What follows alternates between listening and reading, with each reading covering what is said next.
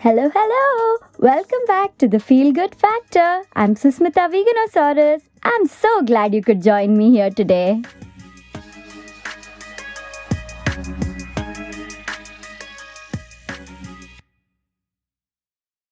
Today, I'd like to talk to you all about the magic of delegation.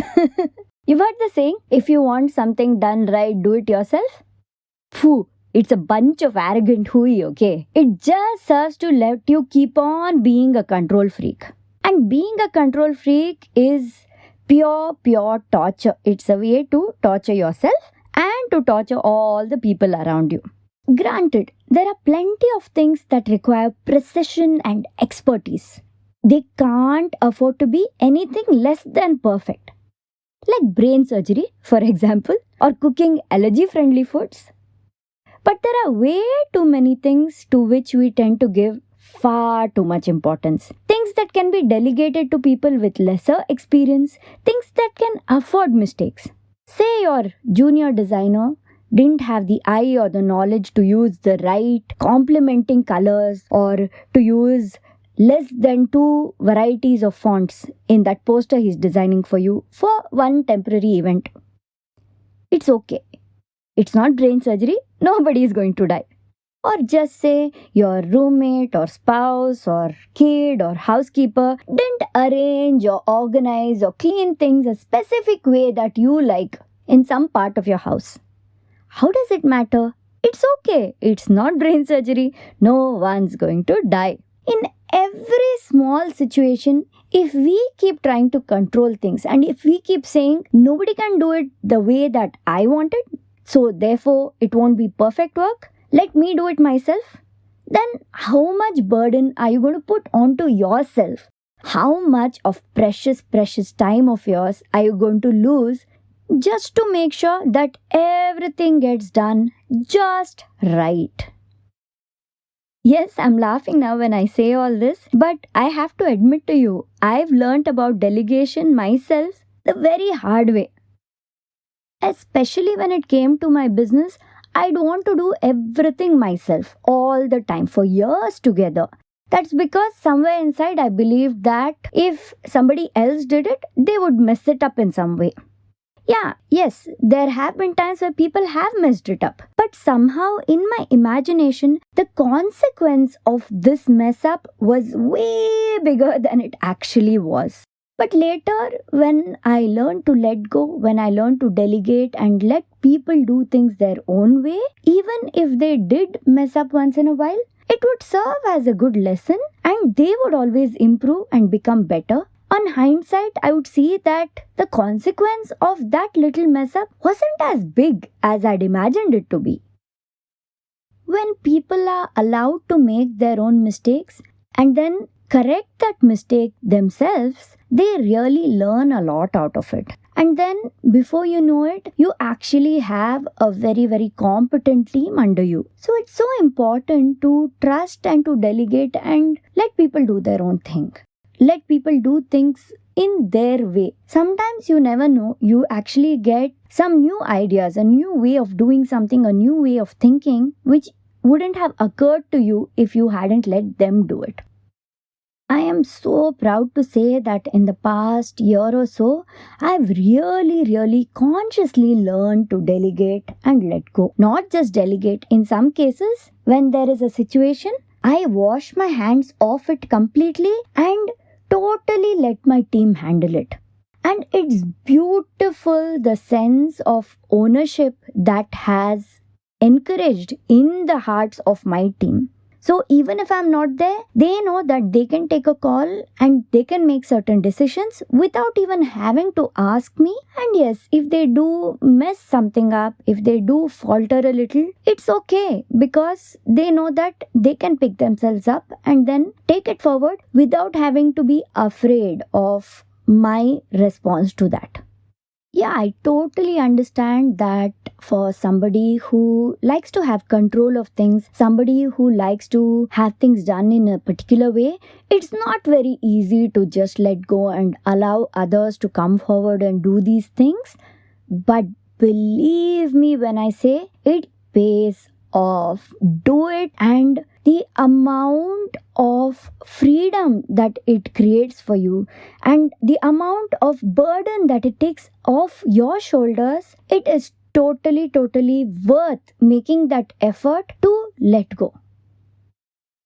Yeah, obviously, you can't just take somebody who's brand new, dump everything on their heads, and just leave and walk away. I'm not suggesting that you do that. All I'm saying is that when somebody has less experience than you, somebody is a junior, or somebody who's not you, okay, who's not the perfect person that you are, who has the knowledge and the skills that you have, even if it's somebody like that, all you have to do is slowly release the burden. Slowly let them handle things. Slowly let them take over. One step at a time. And as you release it, you become lighter and they improve. They become more knowledgeable, stronger, better. And believe me when I say they will appreciate you for it. Nobody likes to be micromanaged, right? Do you? No. So why would somebody else like that? So let it go. Let them handle things. Slowly release your control. Slowly release your burden. And then see your life becoming free and beautiful.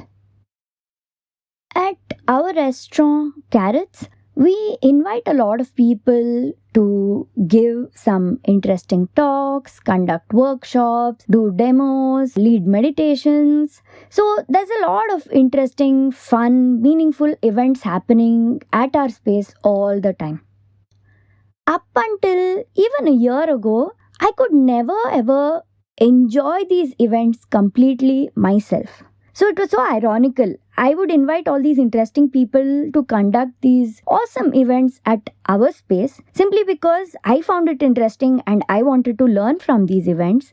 And then it would turn out that I couldn't enjoy myself at the event or immerse myself completely and benefit from the experience simply because my mind would be everywhere, all over the place. I wanted to be a good host. I wanted to make sure that my team is serving all the other attendees whatever they wanted, water or taking care of them generally. I wanted to make sure there's no noise around. I wanted to make sure that pictures are being taken nicely and posted on social media. Even when I had a team to do this, even when I had an intern taking care of our social media, taking care of clicking pictures, I would still somehow want to be involved in it because I wanted to make sure it was done right. Because of this, I lost out on a lot of benefits and a lot of beautiful experiences. I only was able to be a part of these talks, these workshops, partially. Just about 50% of my attention was given to them.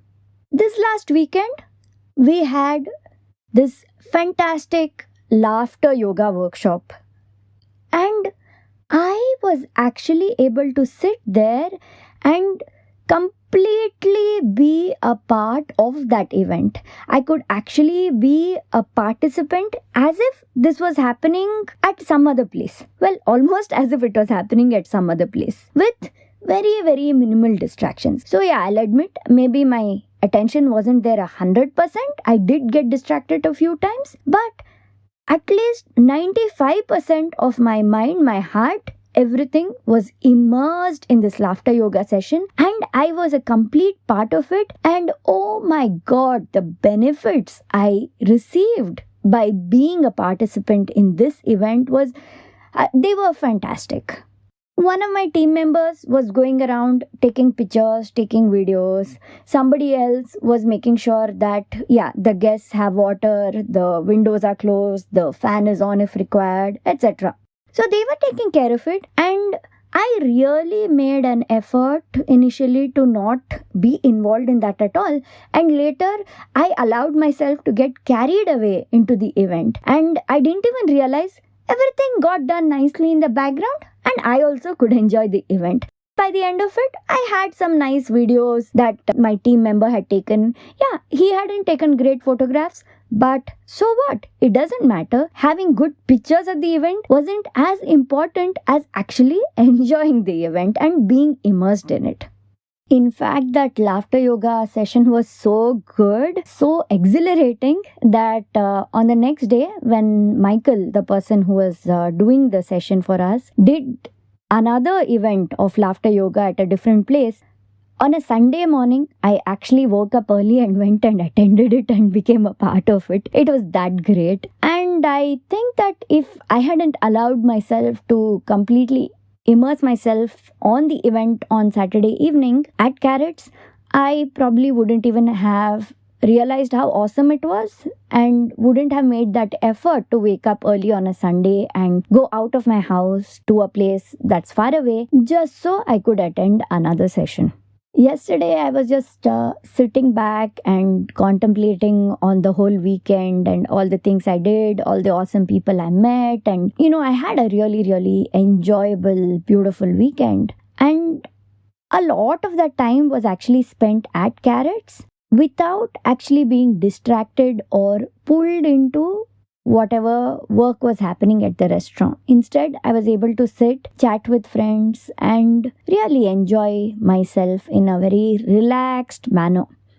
A year ago, I wouldn't have been able to let go like this, but I realized I've come a very, very long, long way since then to now. I definitely intend to make more of an effort to consciously detach myself from many things and try not to control stuff, to give this sense of ownership and responsibility to my juniors, my team members, my family, friends, wherever required, so that they become better, my support system becomes stronger, and I become more free, more relaxed, and more detached from results, so that I can truly and completely enjoy the rest of my life and all the beautiful things that life has to offer. I hope that my personal journey into learning to delegate things has given you a lot of food for thought. Spend some time contemplating on where you are holding on to responsibility, you're holding on to burdens and control, where you don't really need to do so. Think of the different ways in which you can let go of control and delegate to your team or your friends or your family, wherever required in your life. It pays off to focus on releasing your responsibility, your burden, and your control, and letting others take a chance to try something, make mistakes, learn, and grow out of it. You can build a beautifully strong support system around yourself, and your life will become so much easier and so much smoother. And just remember, whatever the situation, ask yourself, is this brain surgery? Is someone going to die? If the answer is no, then consider letting go. I would love to hear your stories of delegation, maybe your journey into how you have learned to let things go and the kind of benefits you've had because you've done so. You can leave me a voice message here on Anchor, or drop me a message or a comment at my Instagram handle, Veganosaurus. And that ends this episode of the Feel Good Factor. Thank you so very much for listening in. I'm Susmita Veganosaurus, and I'm really looking forward to talking to you again soon. Bye!